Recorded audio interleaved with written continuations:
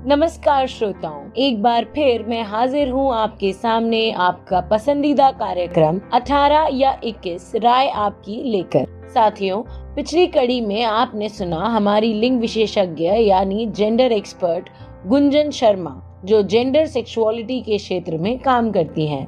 गुंजन से हमने कई सवाल किए, जिसका जवाब देकर गुंजन ने सरकार के इस प्रस्ताव के लागू होने के विभिन्न बिंदुओं से हमें परिचित किया। तो चलिए हम अपने बाकी के सवालों के जवाब पाने के लिए पुनः गुंजन से अपनी बातचीत शुरू करते हैं।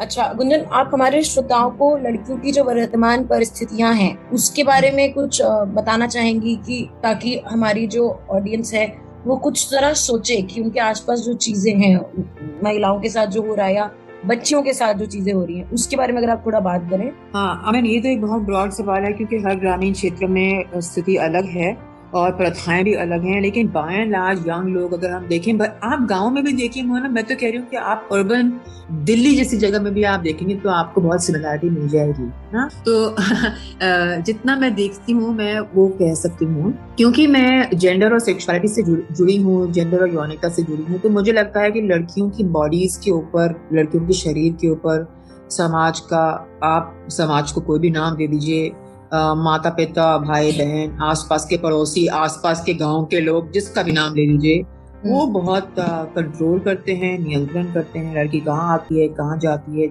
तो लड़कियों के लिए तो ये दबाव बना ही हुआ है कि तुम बड़ी हो जाओगी और शादी। तो उनके अंदर भी आप यही डायलॉग है उनके दिमाग में डालते, मेरी अच्छे घर में शादी होनी चाहिए, मुझे एक अच्छा हस्बैंड मिलना चाहिए, मुझे एक अच्छी फैमिली मिलनी चाहिए। लड़कियां खुद भी ये चर्चा नहीं कर रही हैं कि मैं पढ़ूंगी और फिर मैं स्किल करूंगी, मैं काम करूंगी, अपने पैसे कमाऊंगी। ये सब तो लड़कियां भी नहीं बोल रही हैं क्योंकि उनको सिखाया ही नहीं जा रहा है। तो अगर एक टिपिकल लड़की का आप लाइफ देखते हैं, लेकिन अगर आप और गर्ल्स के ना ही, जैसे मैंने कहा, कोई खेल कूद की जगह हो, कोई जगह जाए जहाँ पर कोई उसको बताए ये सारी बातें खुल के होने लगी, बिल्कुल भी नहीं है। तो अगर माहौल आप ऐसा बना रहे हो जहाँ पे ये लड़कियों को आपने पहले से डर भर के रख दिया, जो भी सबसे बुरी चीज होने वाली है वो तुम्हारे साथ ही होगी, तो फिर लड़कियों को मौका ही कहाँ मिल रहा है। मुझे इन सब, ये अपने माता पिता से और ये जो पूरी की पूरी जो जगह है और ये जो सेटअप है, इससे मुझे छुटकारा कब मिलेगा अगर मैंने शादी कर ली।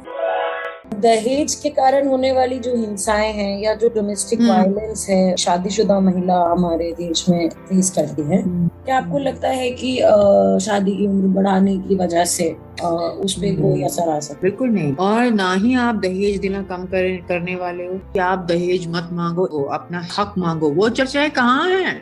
आपने लॉज बना के रख दिए लड़कियों के लिए कि भाई लड़की भी उतनी हकदार है जितने लड़के। किसी को नहीं पता ये बात है, तो दूर दराज भी किसी के दिमाग में भी बात नहीं आती। गांव की बात तो छोड़िए या छोटे शहरों की बात तो छोड़िए, मैं कल ही किसी लड़की से चर्चा कर रही थी, जैसे अच्छा हमने तो कभी इसके बारे में सोचा है नहीं, और उन्होंने बहुत ही बात मुझे बताई, एक तरह से प्यारी भी लगी कि माता पिता का कहना यह है कि आप VIP हैं इस घर में, जब तक हो VIP हो, लेकिन ये तुम्हारा घर नहीं है। तो मतलब एक तरह से आप कह सकते हैं एक सोने का पिंजरा है आपका, यहाँ एक चप्पल वहां फेंको, दूसरी चप्पल वहां फेंको, ऐसे लग रहा है जैसे लड़कियों को आपने बहुत फ्रीडम दे दी, लेकिन असल में आप उनके अंदर क्या ट्यूनिंग फिट कर रहे हो कि बस चंद दिन की मेहमान हो यहाँ पर, लेकिन जब तक हो मजे रहो, लेकिन जाना तुमको वहां पर है, फिर वहां पर देख लेना हमारी जिम्मेदारी खत्म होती है। तुम्हें जब हमने दहेज में लाद दिया, हमारा मामला खत्म हो जाता है। क्या 21 की लड़की आप कर देंगे और फिर शादी करेंगे तो वो दहेज देना बंद कर देंगे? क्या आप वायलेंस खत्म हो जाएगा? नहीं ना।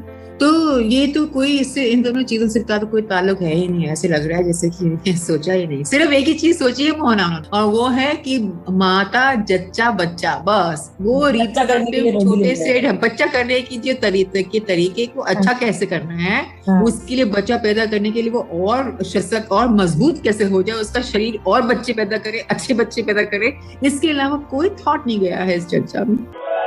ये भी एक क्वेश्चन है कि जब कम उम्र में जब किसी की शादी होती है लड़की की, तो किस तरीके की परेशानियां उसको झेलनी पड़ती थी जो शायद 21 के बाद ना देखनी पड़े। मोहना देखिए, अब आप अपने भी आसपास देखेंगी और मैं भी अपने आसपास देखती हूँ। मेरे काम में भी जिन संस्थाओं के साथ मैं काम करती हूँ उसमें लड़कियां 18 साल की उम्र में उनको हम लोग बुला के ट्रेनिंग देते हैं, वो अपनी स्किल ट्रेनिंग के लिए आती है ना। बहुत सारी लड़कियां स्कूल के सिस्टम से ड्रॉप आउट हैं कि अगर आप जल्दी शादी कर देंगे तो वो सच में अपने आप को खो देती है। अब मौका ही नहीं दे रहे लड़कियों को अपने दिमाग खोलने का, अपने कुछ निर्णय लेने का, अपने किस्म से जिंदगी जीने का, कुछ अपनी लाइफ के बारे में चॉइसेस लेने का आप मौका ही नहीं देते। तो इससे क्या हो जाता है, लड़कियों को अगर कम उम्र की शादी करते हैं विदाउट एनी एक्सपोजर। मैं ये भी कह देती हूँ कि आप 21 करने का फायदा शायद बहुत भरपूर हो अगर आपने ये मौका इस्तेमाल किया उनको बहुत एम्पावर करने का, उनको चर्चा में लाने का, उनमें बहुत सारे इनपुट्स देने का कि अपना स्किल हासिल करो, अपना हाथ में एक शफा लो,